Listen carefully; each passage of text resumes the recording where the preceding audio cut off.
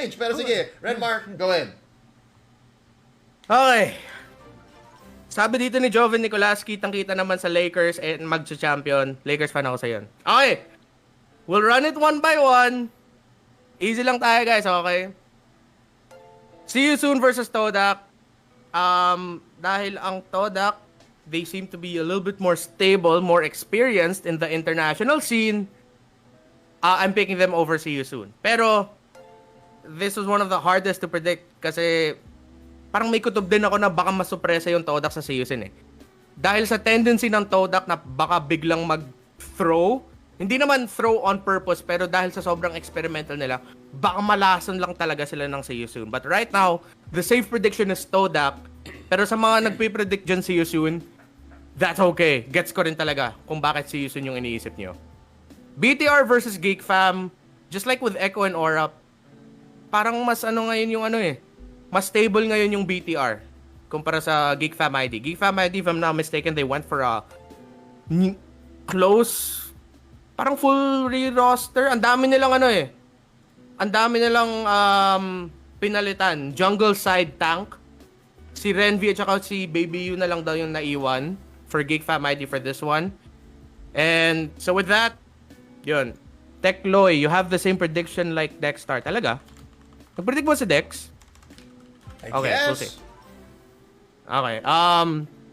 For RQ versus Evo's ID, again, just looking at the playoffs performance, mukhang RRQ.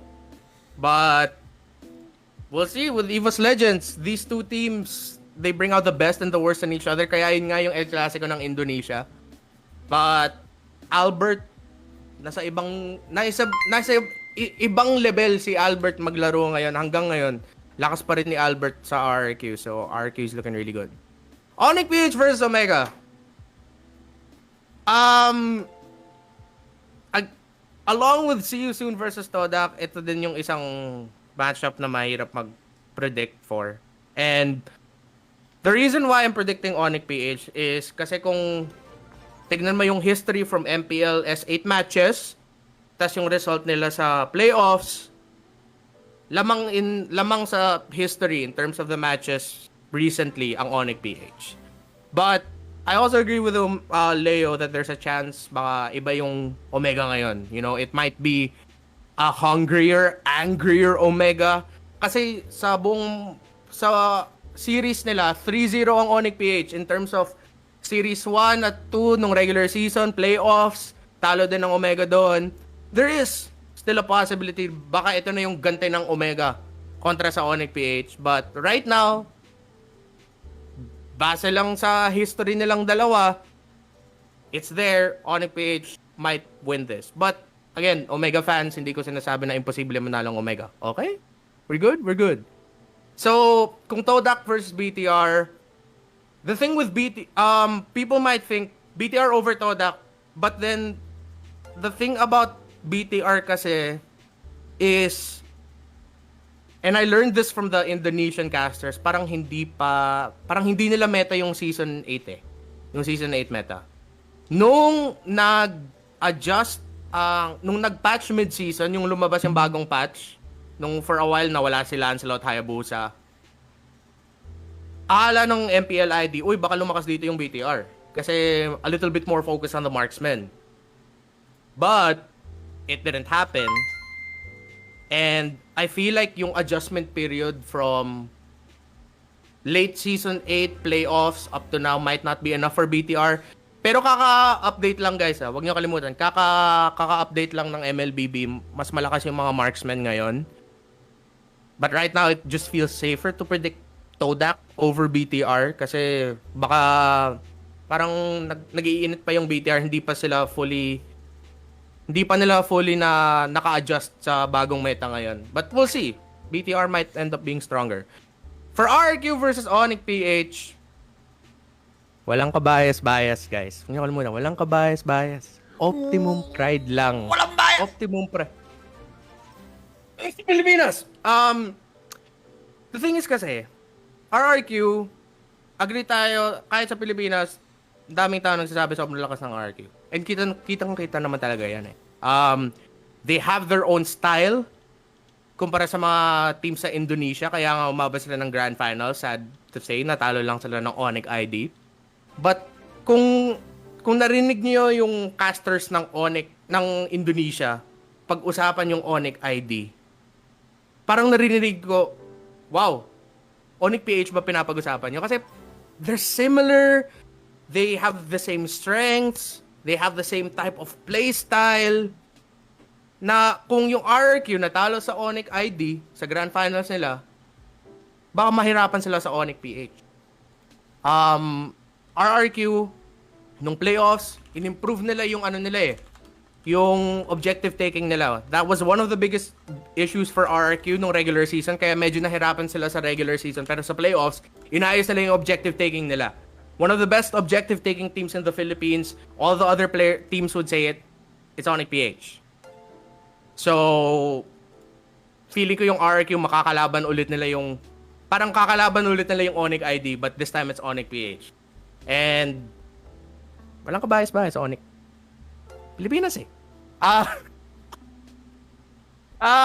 Okay. So, we'll leave it at there. So, going from RSGSG to RSGPH. Again, nasabi ko na kanina na yung RSGSG and SG team, sobrang late game based sila. They love the marksman even in the jungle. They love YSS, one of their favorite picks. Sobrang lakas pick na YSS, but in terms of their assassins, it's not so... Medyo ko lang eh. Hinanap ko talaga dito yung yung stats na nakita ko sa MPLSG. Ito, isipin nyo guys, sobrang lakas ng Lancelot, pero sa MPLSG, 6 games lang. 6 games, 2 wins. Lancelot jungle. Yung Ling nila, one of the best picks right now in ID, Philippines, and even in Malaysia. 14 games nilaro yung Ling. 4 wins lang.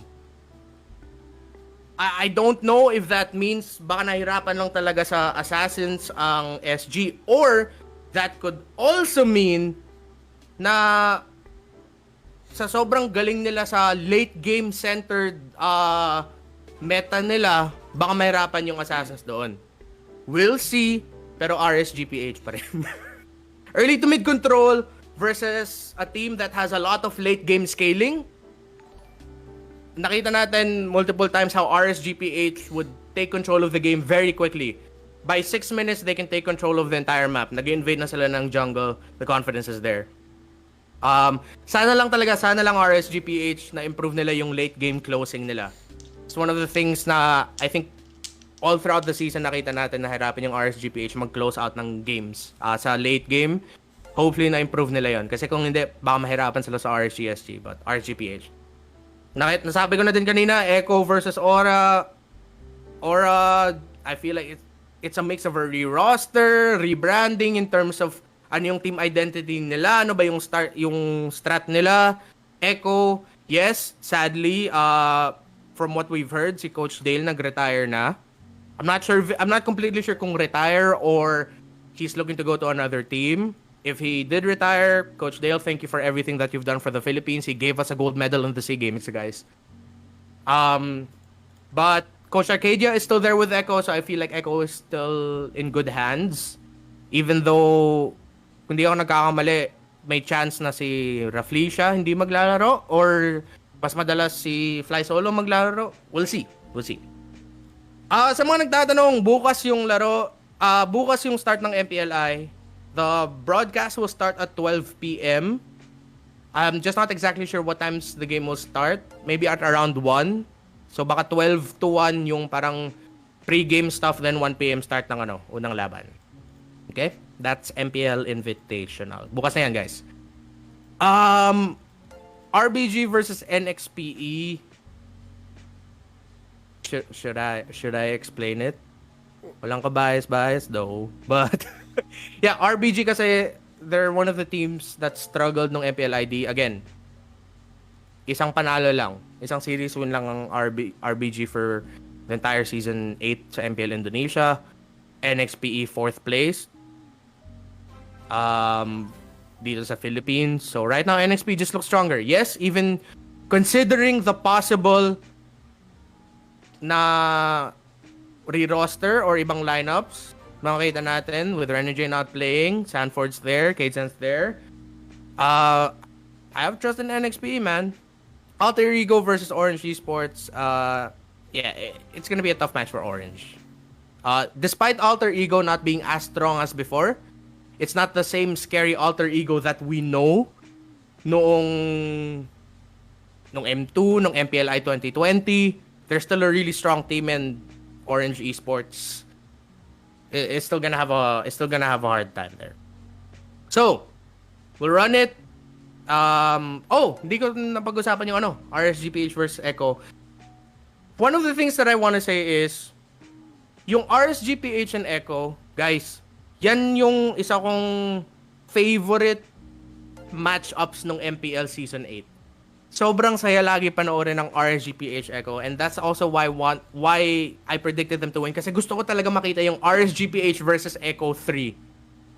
Balikan nyo yung matches nila in MPL Season 8 Philippines. Oh my god, that's some of the best, most fun MLBB games you will ever watch. I think this time though, Echo, because they're mainly sticking with their 5, and yung RSGPH naman, they're changed their rosters around. Maybe Echo, in terms of the chemistry, I think Echo, it's there. Mas patagal na sila naglaban. Ni Yaknu's also not playing for RSGPH. Mukhang wala siya sa roster ng RSGPH para sa MPL Invitational. I think it's Iman who's playing, also Kapitan Kenji and Exort. I have faith in them. They're great players as well. But again, it's the main 5 of Echo for pretty much the entire season. Except maybe baka si Fly Solo over Raflesia is gonna be playing. Over an RSGPH squad na there's a chance baka isasab lang si Demon Kite, and then they'll have the others play. So, it's fair to predict that Echo, if ever RSG makakalaban nila, ang magtatalo sa RSG. NXPE versus AE naman.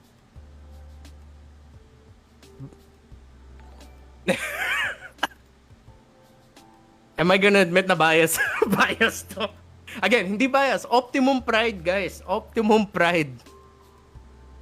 Honestly, I don't blame you for that lower, that 2 sa baba. Hindi ang hirap basahin yan. Pero yan lang talaga yun. Yan lang talaga yun. Okay. Non-bias reasoning. Okay, think of it like this. Ahmad's not playing for Alter Ego, and we know how strong Ahmad is for AE. Other than that, you're going up, yung main matchup na titignan ko dito is if maglalaro si Yawi. And if Yawi's playing, the matchup is Yawi versus Leo Murphy. It's a Yawi who has improved, who is now, without a doubt, one of the best tanks in Mpl-ph, versus a Leo Murphy na nahirapan sa MPL Season 8. So it's Yawi and Hayes versus Udil and Leo Murphy. An Udil who has had a rough season. Nahirapan si Udil, nahirapan si Leo Murphy sa MPL Indonesia Season 8.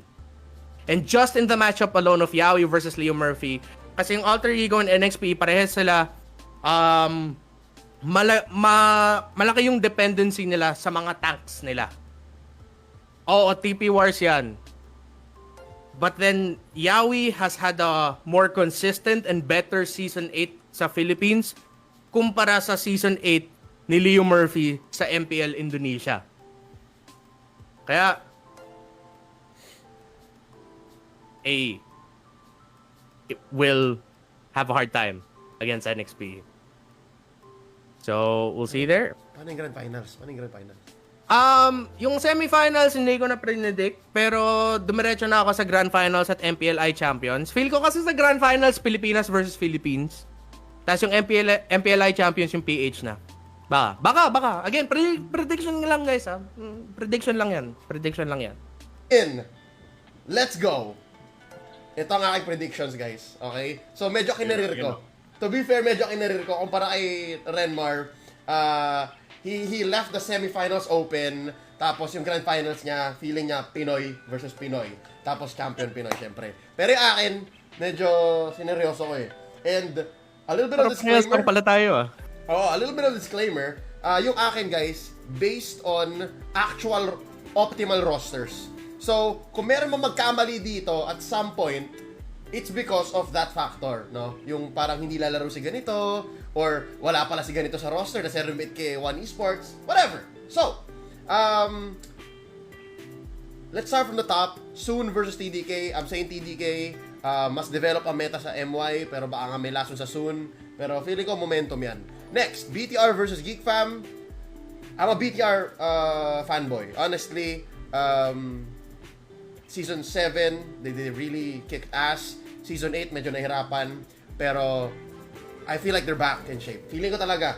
Kahit na may patch, feeling ko, maliit naman yung patch. Relatively small, this patch. So, BTR yan. And then, TDK versus BTR, akyat yan. Blacklist versus BTR. Next, EVOS ID versus RRQ. We already mentioned everything that needs to be said about this El Clasico. It's more the time of RRQ. Oo, champion yung EVOS ID dati. Pero, RRQ fresh sila mainit. Next, 𝗦𝗞𝗘𝗘 versus Omega.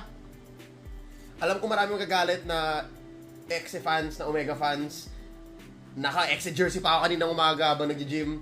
Pero feeling ko 𝗦𝗞𝗘 talaga. I think 𝗦𝗞𝗘 is just on another level right now. Kahit na sabihin natin galit ang Omega, kahit na gusto lang bumawi. So that's 𝗦𝗞𝗘 versus RRQ. Next, walang kabayas-bayas, facts only, 𝗦𝗞𝗞𝗘 gonna come up.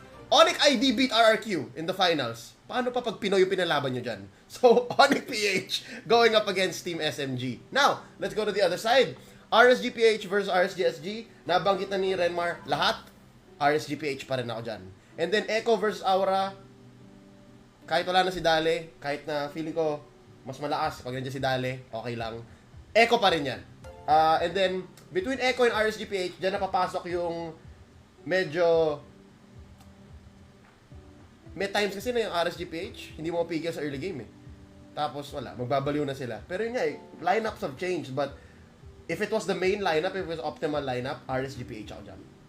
Next, NXPE versus RBG. Wala, NXPE. No questions asked. Orange versus AE.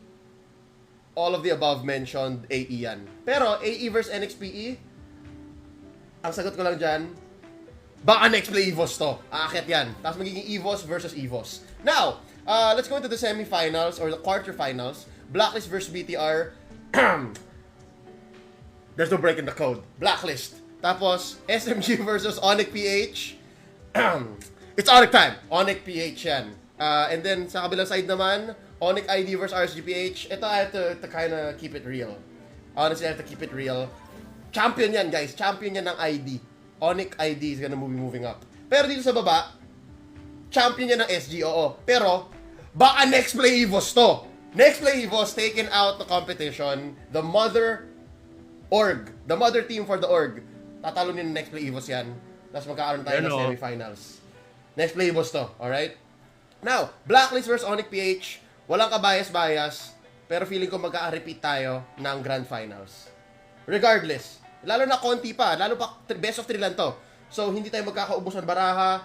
Mainit ang 𝗦𝗞𝗞𝗘 dahil they played throughout the first few days. But, it's so hard to beat Blacklist, honestly. Lalo na Bonchan is in control. So, Blacklist, straight for the Grand Finals. And then, Nexplay EVOS versus 𝗦𝗞𝗘 ID. Kahit na main NXP ito, and medyo maaga pa lang alam kung wala si Hitman eh. So, yeah, it's hard to say. It's hard to say kahit walang kahit may Hitman eh, honestly, medyo mahirap pa rin kasi nga champion yan. So, 𝗦𝗞𝗘 ID going up. So, meron tayong 𝗦𝗞𝗘 ID versus Blacklist International. The best of the 2 biggest regions in MPL esports. Medyo preview yata to ng kung ano mangyayari later in the year. Pero ito yung grand finals ko sa MPL Invitational 2021. And Champions Blacklist. I feel like Champions Blacklist. Dun sa mga nagsabing medyo obobs or bunak ako mag-predict, pakitignan na lang yung S8 playoffs prediction ko. Yan ang ratio ko pagdating sa predictions. Okay? So, thank you. That's my predictions. Ewan ko lang kung saan magkaamali. Pero, ito yung champion ko. Blacklist International is my champion. Yun na lang. Alright? Screenshot nyo na kung gusto nyo, pero that's where it is. Alright? Kayo, may predictions ba kayo? Let us know. But